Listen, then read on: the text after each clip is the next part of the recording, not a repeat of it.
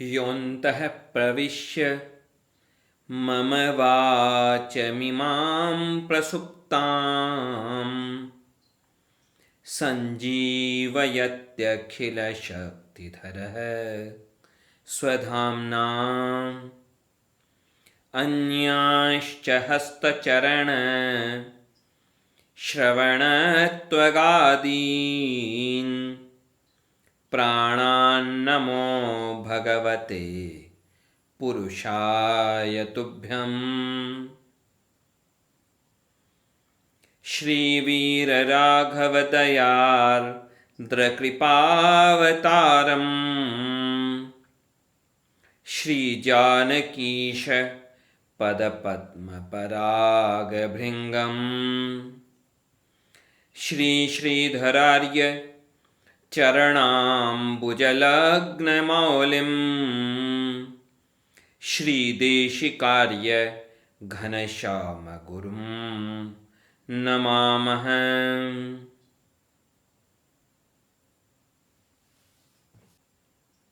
हमें हमेशा चिंतन करते रहना चाहिए अपने कर्तव्य के बारे में। जो विज्ञान की दृष्टि है, जो संसार के लोगों की दृष्टि है, वह दृष्टि है बाहर कारण ढूंढना और बाहर ही उपाय ढूंढना। लेकिन चाहे जो समस्या हो, धर्म क्या करता है, अध्यात्म क्या करता है? धर्म और अध्यात्म हमेशा हर समस्या का कारण अंदर ढूंढता है, अपने अंदर हर समस्या का कारण ढूंढता है। भले ही समस्या बाहर दिखाई दे रही है, लेकिन अध्यात्म और धर्म उस समस्या का कारण अपने अंदर ढूंढता है और उसका उपाय भी अपने अंदर ढूंढता है। संसार का ध्यान बाहर बाहर रहता है। वे केवल दूसरों पर ही जिम्मेदारी डालना चाहते हैं, दूसरों पर ही दोष डालना चाहते हैं, लेकिन अपने खुद के दोषों पर दृष्टि डालना नहीं चाहते।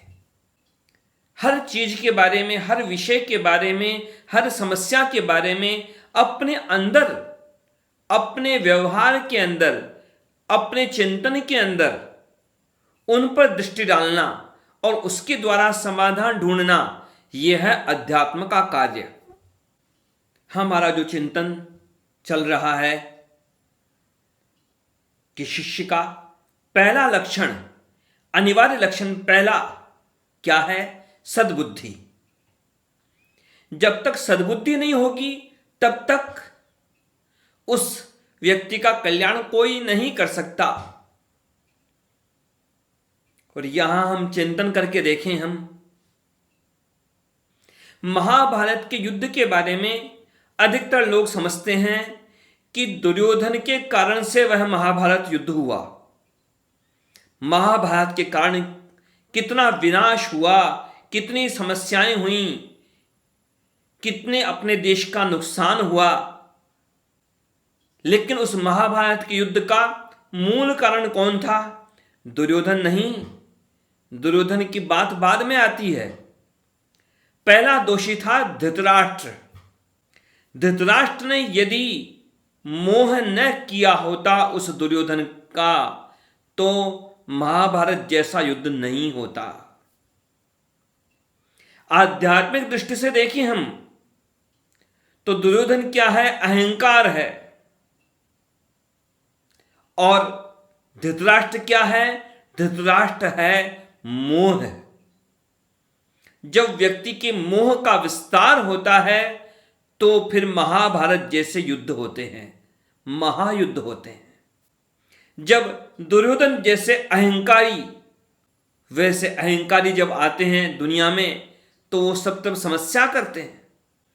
धृतराष्ट्र में मोह भी भरा है और द्वेष भी भरा है। दोनों चीजें भरी हैं उस धृतराष्ट्र में। दुर्योधन के प्रति मोह ही मोह है और पांडवों के प्रति उसके मन में द्वेष ही द्वेष है। बड़ा कपटी है धृतराष्ट्र।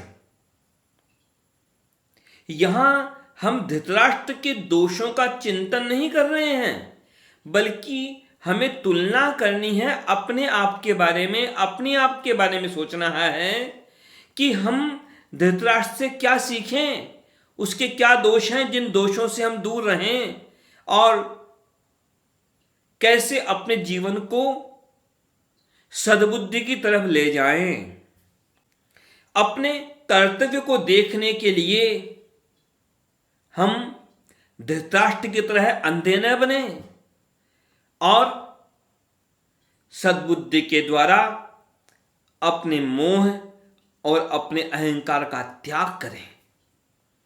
तब हमारा जीवन सार्थक होगा। नहीं तो यह महाभारत केवल उस समय हुआ ऐसा नहीं था। यह महाभारत तो चल रहा है। यह तो जो जीवन है, जीवन में तो महाभारत चलता ही रहता है। हर व्यक्ति के जीवन में महाभारत है, बाहर भी महाभारत है, अंदर भी महाभारत है, मस्तिष्क में भी चलता है महाभारत। पाप और पुण्य का झगड़ा, सत्य और असत्य का झगड़ा, यह तो चलता ही रहेगा। बस यह जरूरी है देखना कि हम कहाँ हैं। हम सत्य की तरफ खड़े हैं या असत्य की तरफ खड़े हैं। हम न्याय की तरफ खड़े हैं या अन्याय की तरफ खड़े हैं। हम विवेक पूर्वक कार्य कर रहे हैं या कहीं हम मोह और द्वेष में तो अटके हुए नहीं है ना। धृतराष्ट्र की हालत क्या थी? दुर्योधन उसका बेटा है, लेकिन उस दुर्योधन के हजारों दोष उसे दिखाई नहीं देते, क्योंकि उसका दुर्योधन में मोह है। उसका मोह है दुर्योधन में। और जहां मोह होता है वहां दोष नहीं दिखते, हजार दोष में नहीं दिखते, क्योंकि मोह अंधा बनाता है। यहां जो धृतराष्ट्र जो कहा गया अंधा है, उस अंधे के पीछे प्रतीक है। अंधा क्यों है धृतराष्ट्र? केवल इन आंखों की बात नहीं है, अपने अंतःचक्षुओं की बात भी है, अपनी बुद्धि की बात भी है। बुद्धि की दृष्टि कैसी है? तो बुद्धि से भी अंधा है वह, क्योंकि मोहांध है, मोह में अंधा है। उसे दुर्योधन के दोष दिखाई नहीं देते बिल्कुल भी। उसके जितने पुत्र हैं उन किसी भी पुत्रों के कोई दोष उसे दिखाई नहीं देते। कोई कितना भी समझा दे, कितना भी कह दे, लेकिन उसे वो दोष दिखाई नहीं देते। मोह में अंधा है, इसलिए उसे अंधा कहा गया। और पांडवों के प्रति उसके मन में द्वेष है। पांडव कितने सज्जन हैं, पांचों पांडव एक से बढ़कर एक। कितने कितने उनमें गुण हैं, कितने विनम्र हैं, कितने सज्जन हैं। लेकिन उन पांडवों के प्रति उस धृतराष्ट्र के मन में द्वेष का भाव है। और जहां द्वेष होता है तो वहां द्वेष के अंदर गुण नहीं दिखाई देते। इतने सारे गुण हैं पांडवों में, लेकिन धृतराष्ट्र को पांडवों में गुण दिखाई नहीं देते। उसे पांडवों में दोष ही दिखते हैं, उसे गुण नहीं दिखते। जिस दुर्योधन में दोष ही दोष हैं, वो दोष नहीं दिखते धृतराष्ट्र को। जिन पांडवों में गुण ही गुण हैं, उन पांडवों में गुण नहीं दिखाई देते धृतराष्ट्र को। इसलिए धृतराष्ट्र अंधा कहलाता है। सारी दुनिया को दिख रहा है, लेकिन उसे नहीं दिख रहा है। सबको अनुभव हो रहा है, लेकिन उसे अनुभव नहीं हो रहा है। मोह में अंधा है, द्वेष में अंधा है, वैर का भाव भी हृदय में है और मोह का भाव भी हृदय में है। तो आखिर बुद्धि काम कैसे करे? चिंतन करें हम अपने आप के बारे में भी कि कहीं हमारे साथ तो ऐसा नहीं है। धन का, पद का, किसी भी तरह का यदि मोह हमारे मन में होगा तो हम भी मोहांध हो जाएंगे, हमें सच्चाई दिखाई नहीं देगी। यदि किसी के प्रति हमारे मन में वैर भाव आ गया तो उसमें बुराइयां ढूंढ न होने पर भी हमें बुराइयां दिखाई देने लग जाएंगी, क्योंकि मन का भाव जैसा है। जिस रंग का चश्मा लगाएंगे दुनिया उसी रंग की दिखेगी। दुनिया कैसी है उसका महत्व नहीं है, आपका चश्मा किस रंग का है मतलब उसका है। आपका चश्मा जिस रंग का होगा दुनिया आपको उसी रंग की दिखाई देगी। कहावत है, सावन के अंधे को सब हरा ही हरा सूझता है। तो जैसा चिंतन अपना होता है दुनिया वैसी दिखती है। विवेक अपनाइए, अपने जीवन में विवेक लाइए। जो सही है सो सही है, जो गलत है सो गलत है। सही को पहचानिए, गलत को पहचानिए, किसी के कहने से नहीं, अपने अनुभव से पहचानिए। कौन क्या कहता है उसका महत्व क्या है, आप अपने अनुभव से पहचानिए, अपनी बुद्धि का उपयोग कीजिए और पहचान कर भी, जान कर भी कि गलत क्या है हमने जान लिया, सही क्या है हमने जान लिया। और जानने के बाद भी यदि हम सही के पक्ष में नहीं हैं और गलत को छोड़ते नहीं हैं तो फिर उस धृतराष्ट्र को अंधा क्यों कहते हैं? फिर तो आप भी तो उस धृतराष्ट्र के जैसे ही हैं। हमारे व्यवहार ही निर्णय करते हैं कि हम कैसे हैं। वैसे तो कोई भी व्यक्ति अंधा हो यह अच्छी बात नहीं है। कोई भी अंधा न हो, किसी के साथ कोई समस्या न हो, लेकिन इन आंखों से अंधा होने की बजाय भी अपनी बुद्धि से अंधा होना यह ज्यादा बुरा है। विवेक से अंधा होना यह ज्यादा बुरा है। यदि ये जो चमड़ी की आंखें हैं, यदि ये आंखें यदि कोई तकलीफ से कोई समस्या हो गई, मान लो इन आंखों से दिखाई न दे तो दूसरे किसी और के आंखें भी इसमें लगाई जा सकती हैं शरीर में। लेकिन विवेक से अंधा हो गया कोई व्यक्ति तो फिर कोई क्या करे। और ऐसे कोई व्यक्ति अंधा होता है तो वह दया का पात्र होता है, सहानुभूति का पात्र होता है कि देखो बेचारा अंधा है। लेकिन जब विवेक से अंधा होता है, मोह में अंधा होता है, अहंकार में अंधा होता है, तब वह सहानुभूति का पात्र नहीं होता। तब वह तिरस्कार का पात्र होता है कि देखो ये कैसा विवेक शून्य, ये देखो अक्ल का अंधा। तो वैसा अंधा कोई न बने, न तो कोई ऐसे अंधा बने, न कोई वैसे अंधा बने। धृतराष्ट्र के 100 पुत्र कहे गए। सबको मालूम है कि 100 कौरव, कौरव कितने की 100, पांडव कितने की 5। पांडव 5 हैं और कौरव 100 हैं। बल्कि पूरी गिनती कई बार लोगों को मालूम नहीं रह पाती। गांधारी के 100 बेटे हैं और एक बेटी थी। धृतराष्ट्र के गांधारी के द्वारा 100 बेटे और एक बेटी दुश्शला, जिसका विवाह किया गया था जयद्रथ के साथ। तो ये 101 भाई बहन तो ये हुए। और धृतराष्ट्र का एक बेटा और भी है, उसका नाम युयुत्सु। धृतराष्ट्र को अपनी एक दासी के द्वारा भी एक बेटा मिला था जिसका नाम था युयुत्सु। उसकी गिनती 101वीं है, क्योंकि वह गांधारी का बेटा नहीं है, वह एक सुखदा नाम की एक दासी का बेटा था धृतराष्ट्र का उससे। तो ये 101, ये जो संख्या है 100 की संख्या, इसके पीछे भी बड़े गहरे आध्यात्मिक रहस्य हैं।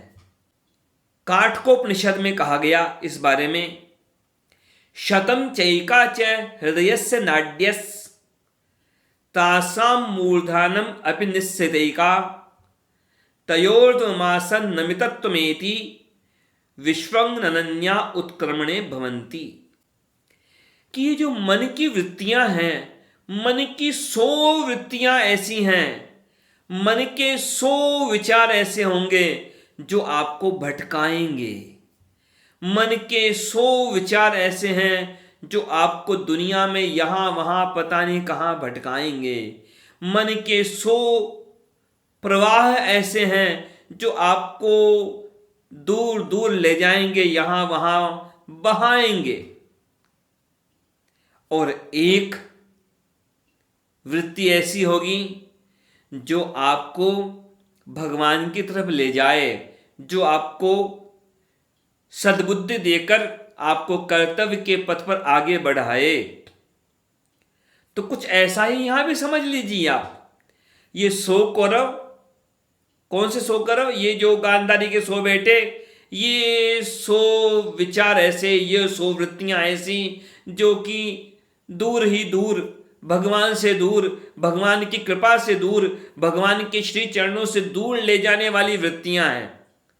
और एक वो है जो युयुत्सु, वह कैसा है तो वह भी कौरव, है तो वह भी धृतराष्ट्र का बेटा, लेकिन उसका व्यवहार कैसा है? वह सात्विक है, वह तामसिक नहीं है, वह रजोगुणी नहीं है।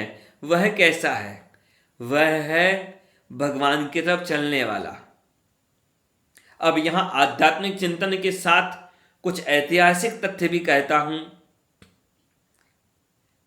यह जो युयुत्सु है वह दुर्योधन का पक्ष नहीं लेता हमेशा। बाकी के जितने भी वो 99 भाई और है जो वहां पर दुर्योधन के, जो बाकी जो 99 भाई हैं उस दुर्योधन के, वो हमेशा दुर्योधन का पक्ष लेते हैं। दुर्योधन कुछ भी बुरा करे वो बाकी 99 भाई उसके साथ हैं। लेकिन युयुत्सु जब देखता है कि दुर्योधन कुछ गलत कर रहा है तो वह दुर्योधन का पक्ष नहीं लेता, विरोध करता है। आता है प्रसंग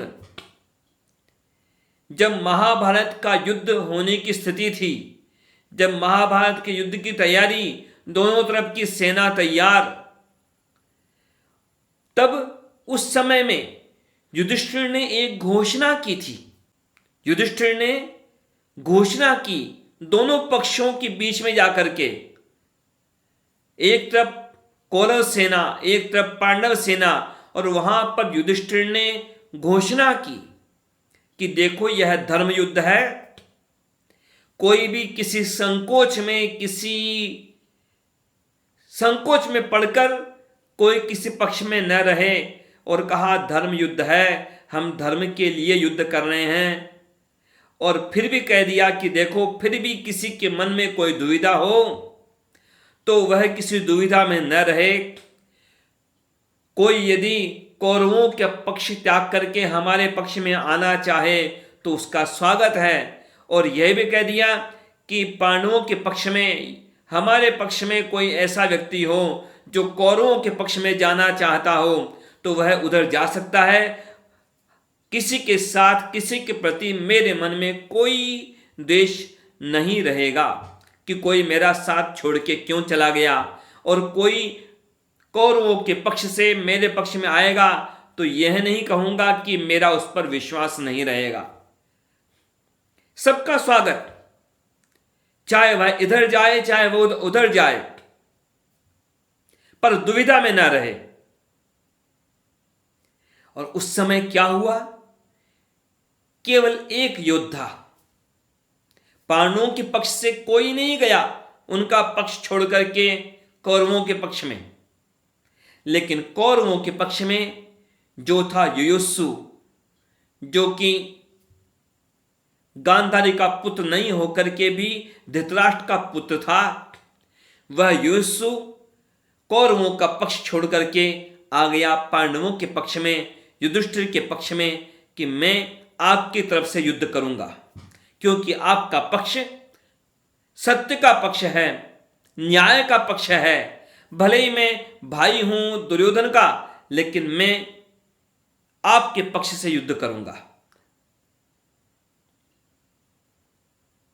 यह युयुत्सु तो यह प्रतीक है कि 100 वृत्तियां तो ऐसी हैं, वो 100 जो कौरव हैं, दुर्योधन इत्यादि, ये 100 वृत्तियां ऐसी हैं जो व्यक्ति को पतन की तरफ ले जाती हैं। और ये जो युयुत्सु है, मानो यह मन की एक वृत्ति है जो न्याय के पक्ष में ले जाती है, धर्म के पक्ष में ले जाती है। सद्बुद्धि तो हमेशा भगवान के पक्ष में ही लेके जाती है। युयुत्सु गया था पांडवों के पक्ष में, और भगवान कहाँ थे? भगवान तो पांडवों के पक्ष में ही थे। तो भगवान की तरफ जाने वाला, भगवान की तरफ ले जाने वाला, वही तो सद्वृत्ति, वही तो सद्विचार, वही तो सद्बुद्धि। और देखिए आप, ये जो दुर्योधन के जो बाकी भाई हैं, उन सबके नाम भी देखिए आप। खुद दुर्योधन का नाम देखिए, दुर्योधन नाम में लगा है दुर। बाकी भाइयों के नाम देखिए, दुशासन, दुस्सह, दुश्शल, दुर्धर्ष, दुष्प्रदर्शन, दुर्मर्शन, दुर्मुख, दुष्कर्ण, दुर्मद, दुर्विगाह, दुर्विमोचन, दुष्पराजय। और इनकी जो बहन है उसका नाम भी देखो, दुश्शला। सारे के सारे देखो, दूर दूर दूर दूर। अब दूर दूर, अब ये तो दूर ही दूर, इनसे तो दूर रहना ही अच्छा। जैसे किसी कुत्ते को दूर करना हो, किसी गंदे प्राणी को दूर करना हो, तो क्या करते हैं लोग? दूर दूर दूर, अरे दूर करो इसको, दूर करो, दूर करो, अरे ये दूर रहे, गंदगी है, अरे क्यों इसको पास आने दो, मत आने दो। तो ये सारे के सारे देखो, दुर्योधन को देखो, उसके भाइयों को देखो, नाम कैसे हैं? दुर्योधन, दूर दूर दूर। तो ये तो दूर ही अच्छे हैं। ये दोष हैं, ये गंदगियां हैं, ये विकार हैं, ये दुर्बुद्धि के भंडार हैं। अब सद्बुद्धि चाहिए, विवेक चाहिए, भगवान की कृपा चाहिए, तो सद्बुद्धि चाहिए। शुरुआत वहीं से होती है। तो फिर ऐसे दोषों से तो दूर ही भले, इनको तो दूर दूर करके दूर ही करना अच्छा है। तभी हम भगवान की तरफ आगे बढ़ सकते हैं, तभी हम सच्चे शिष्य बन सकते हैं, तभी हम आचार्य के चरणों में वास्तव में शरणागत तभी बन सकते हैं। गुरु की शरण में हम तभी पहुंच सकते हैं जब इन दोषों को हम दूर दूर करके दूर कर दें। ये गिनती में तो बहुत सारे हैं, पांडव केवल 5। होती है विडंबना ऐसी ही, जो सज्जन होते हैं वो कम होते हैं, और दुष्ट कितने हैं? कौरव 100, पांडव 5 हैं और कौरव 100 हैं। पर वो 100 किस काम के हैं? वो 100 तो बोझ हैं, वो 100 तो समस्या हैं। और ये 5 हैं, गिनती में केवल 5 हैं, लेकिन ये 5 कल्याणकारी हैं, क्योंकि ये भगवान के पक्ष में हैं, ये भगवान के शरणागत हैं, ये भगवान के चरणाश्रित हैं, ये भगवान के निर्देश पर चलने वाले हैं। तो ये 5 पर्याप्त हैं। और वो 100 होके भी शून्य हैं। वो 100 भी किस काम के? जो भगवान से दूर ले जाए वो 100 किस काम के? और जो भगवान की कृपा प्राप्ति कराए वो 5 सार्थक है। दुनिया में भी कई बार लोग सोचते हैं बहुत सारा धन, बहुत सारा नाम, बहुत सारी प्रतिष्ठा, अरे वो बहुत बहुत कुछ काम का नहीं है, वह बहुत बहुत तो बोझा है, ढोते रहो। धन पशु बन जाओ। जैसे कोई पशु लादे फिरता है, जैसे गधा वजन ढोता रहता है, वैसे ही वे धनवान भी कई बार धन को केवल ढोते हैं। केवल ढोते हैं, उसका सदुपयोग नहीं करते। उनके लिए वो धन एक बोझ है, जिस बोझ को वो यहां वहां औरों के गले लादते रहते हैं और अपना काम करवाते रहते हैं। श्रीमद् भगवद गीता का जो पहला अध्याय है, उस पहले अध्याय को नाम दिया गया अर्जुन विषाद योग। अर्जुन दुखी हुआ था वहां, लेकिन अर्जुन दुखी हुआ था किसके सामने? भगवान के सामने। अर्जुन दुखी हुआ, खिन्न हुआ, उदास हुआ भगवान के सामने। भगवान से अपने मन की उदासी बताई, भगवान से निवेदन किया अपने मन की दुविधा को।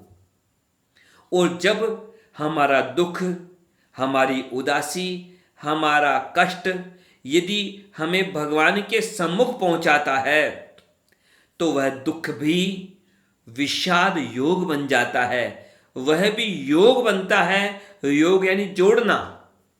कौन सा जोड़ना? भगवान से जोड़ना। दुनिया में लोग धन जोड़ने में लगे हैं, नाम जोड़ने में लगे हैं, या लोगों से संपर्क जोड़ने में लगे हैं, लेकिन वह जोड़ना किस काम का जो आपको भगवान से दूर कर देवे, भगवान से हटा देवे। यदि भगवान से संबंध टूट गया तो बाकी और से संबंध जोड़ने में क्या उपलब्धि है? भगवान से जोड़े तो दुख भी काम का है, उदासी भी काम की है। दुनिया में धन संपत्ति मान प्रतिष्ठा मिले और हम भगवान से संबंध तोड़ देवें, तो ये सारी की सारी धन संपत्ति समस्या है, विपत्ति है। और यदि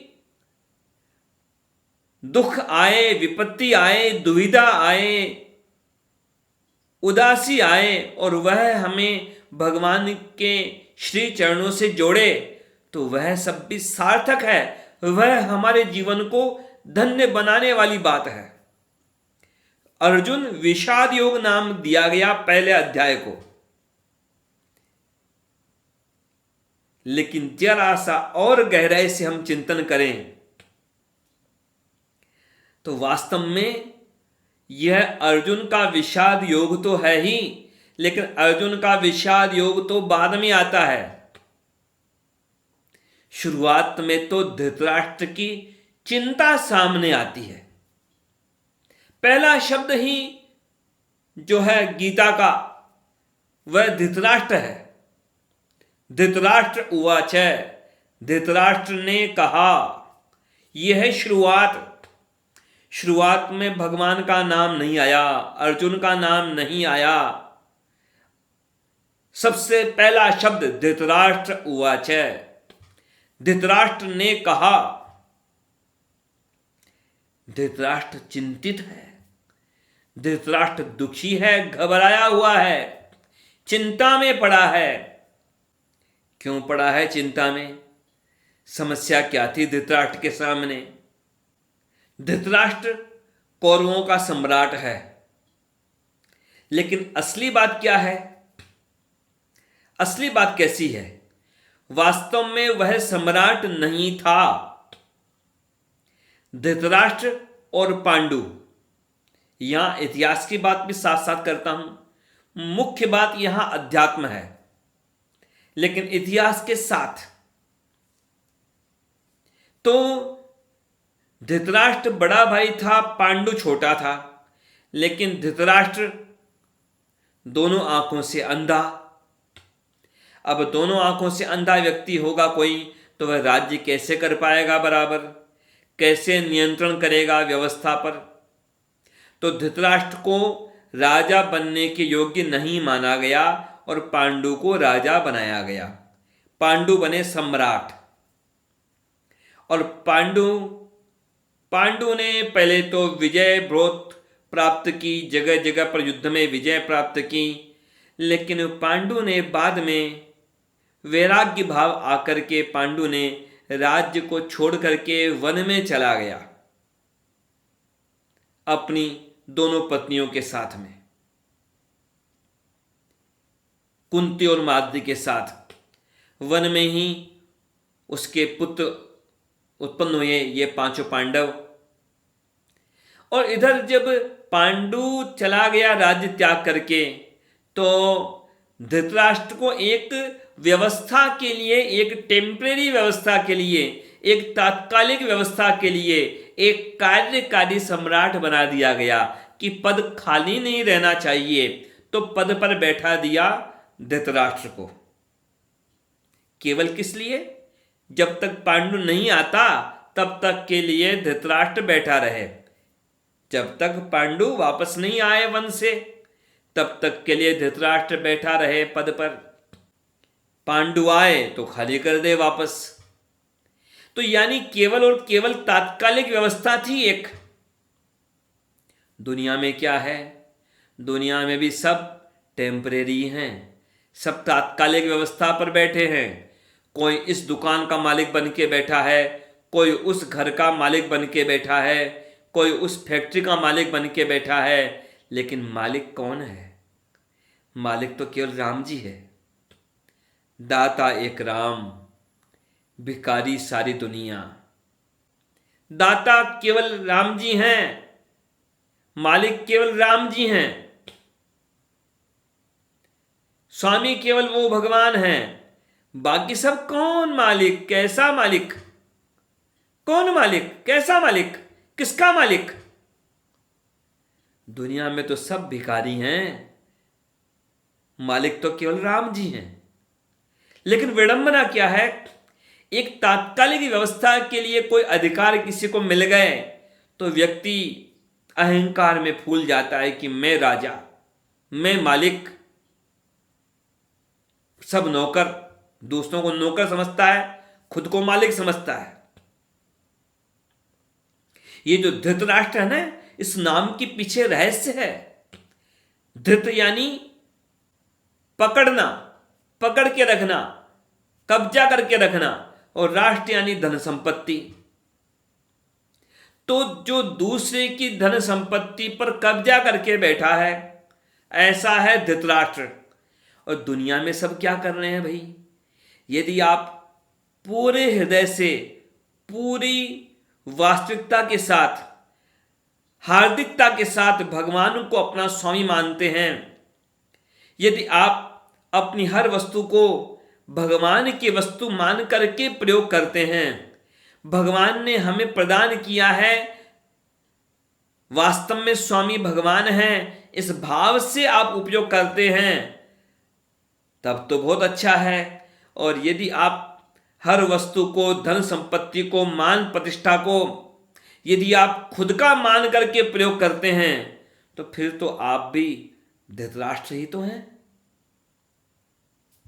स्वामी तो भगवान हैं, और भगवान को स्वामी न मान करके कोई खुद को स्वामी माने, खुद को मालिक माने, तो फिर वह धृतराष्ट्र ही तो हुआ। धृतराष्ट्र का क्या था कुछ नहीं, लेकिन एक बार संयोग बन गया और कुर्सी मिल गई तो खुद को मालिक मान लिया। दुनिया में भी लोग अपने आप को ऐसे ही मालिक मान लेते हैं। किसी अच्छे घर में जन्म हो गया, धन संपत्ति मिल गई, भाग्य ने अनुकूलता दी, फैक्ट्री के, घर के, दुकान के, पता नहीं किस किस के मालिक बन गए, और भ्रम हो गया। 100 जने कहने लग गए सर सर, मालिक मालिक, सेठ जी कहने लग गए, तो मान लिया खुद को मालिक। अरे भाई कैसे मालिक? किसके मालिक? यहां कौन मालिक? मालिक तो केवल भगवान हैं, बाकी सब तो भगवान के दास हैं, नौकर हैं। कौन किसका मालिक है? समझे हम इस बात को। दुनिया में सब मैनेजर हो सकते हैं, या तो नौकर हैं या मैनेजर हैं, लेकिन मालिक कोई नहीं है।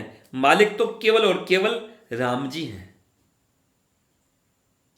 पर भ्रम और अहंकार, कई बार तो लोग भगवान को कहते हैं कि भगवान क्या है? हमारे पार्टनर हैं।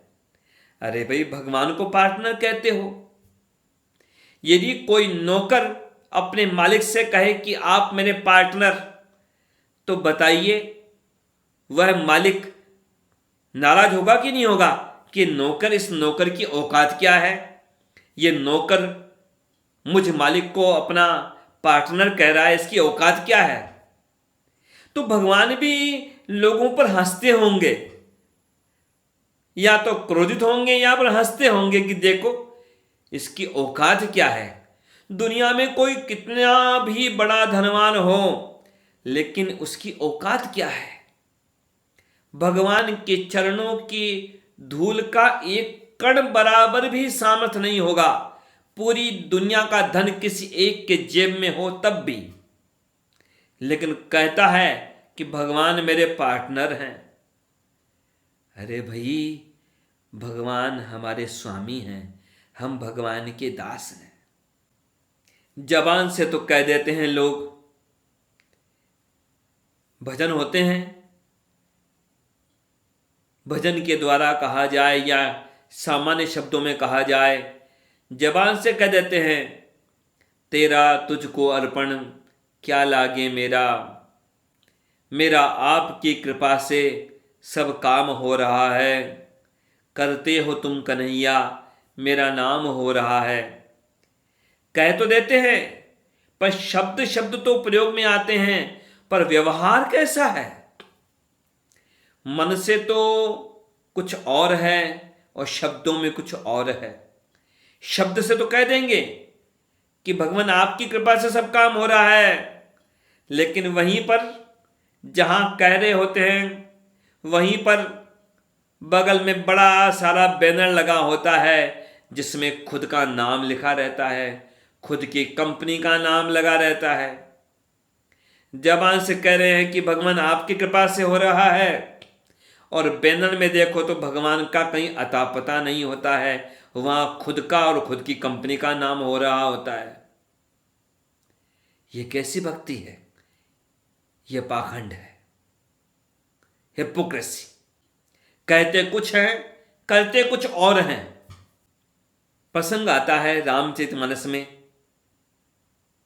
जब पहली बार हनुमान जी महाराज का राम जी का दर्शन करना हुआ, जब राम जी और लक्ष्मण जी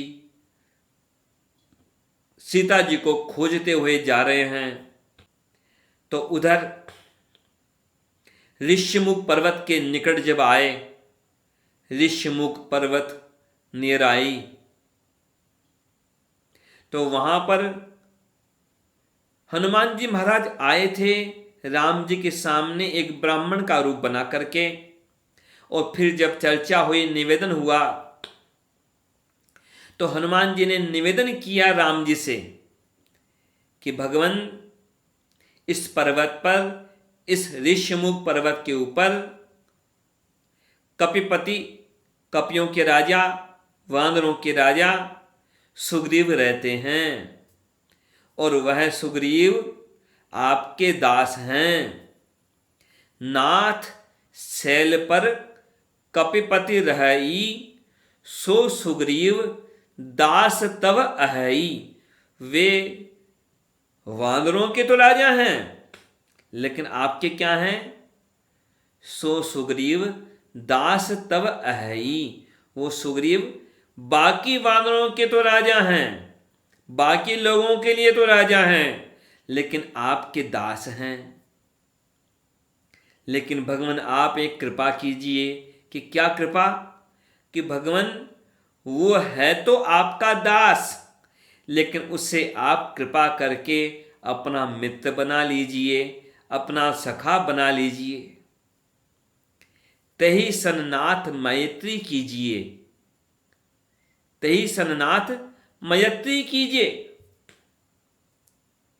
उसके साथ आप मित्रता कीजिए भगवान।